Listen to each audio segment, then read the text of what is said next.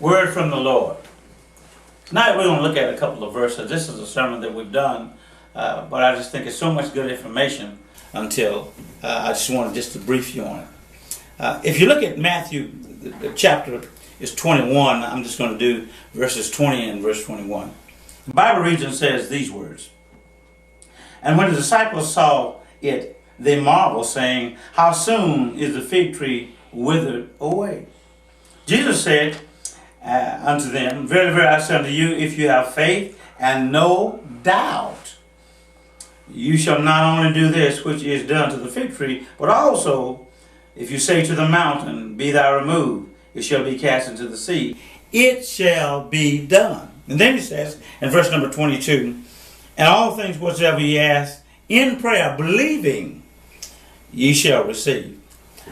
Just for a minute here, because the text deals with the fig tree and it deals with the mountain. And I just want to talk just for a few moments about power of faith. And that's what I talked about on Sunday, power of faith. Power of faith is one of those kind of things that everybody has a little faith. You know what I'm talking about? Everybody has a little faith. And I call that faith common faith. We have a common faith. And then there is a power faith. Well, when we look at power faith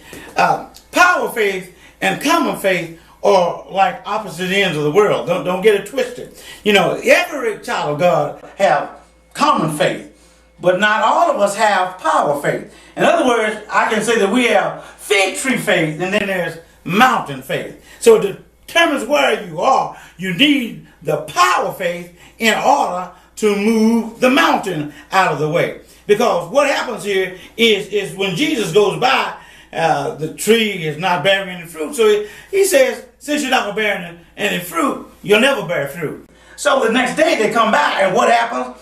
It's all withered away. They get all excited. Man, this is Jesus. I mean, the tree is withering.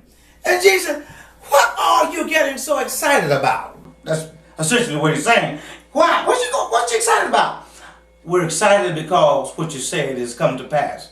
It's withered. Jesus is saying, no, you're missing the whole point. You know, this is just a fig tree. If you have power faith, you can then talk to the mountain and the mountain will be removed. What do you mean? Just three things here shortly. You know, my faith is power. The faith that you have is power. Well, the thing is, you know, that I've got faith. I've been in church a long time. Hey, I just got in church. I got faith. But you don't have power faith. My faith is my power. So if you're charged up and you're plugged in, you know, you're real powerful. I use the illustration of a phone. You know, as the phone gets weak, it don't make any difference. You know, how many apps you got on it, how much you paid for it. You know, if you don't have the battery, I'll tell you like it is. No power, phone does not work. Same thing with faith. When you have power faith, then you can talk about moving the mountain. If you don't have power faith, then you can talk about the fig tree withering. But you got to understand, my power is the faith that I have. That's my real power. A lot of people say, well, it's how much I know in the Word. I know a lot of the Word. I've studied. But it really depends on how much faith that you have in God Almighty. So your power is your faith. The second one is my faith is my protector. My faith is my protector. That's what really protects you.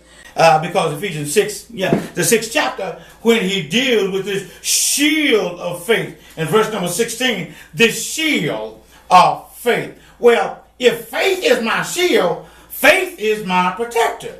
So my real protector is the faith that I have in God. In other words, when somebody throws fiery darts at me, it's my faith that protects me. You take a person weak in faith. You know, when you're weak in faith, you're just a weak person. That's why everything bothers you. What somebody says about it, how you dress, how you look, whatever they say, it moves you. You know, you want to run away from church and don't come back. You know why? Because you don't have your shield. You don't have your protector. When your faith is strong, you got to protect it. Throw your fiery dart. Say what you want to say, but you can't separate me from my God. Why? Because my faith is my protector. Last but not least, my faith is my peace. To have real peace in God, a lot of people, they come to church, but they don't have any real peace in their lives. They read the Bible, they study the Bible, but don't have any real peace in life. What's going on? They don't have the faith that they need. What do you mean? If you got faith and you're strong, that brings you peace.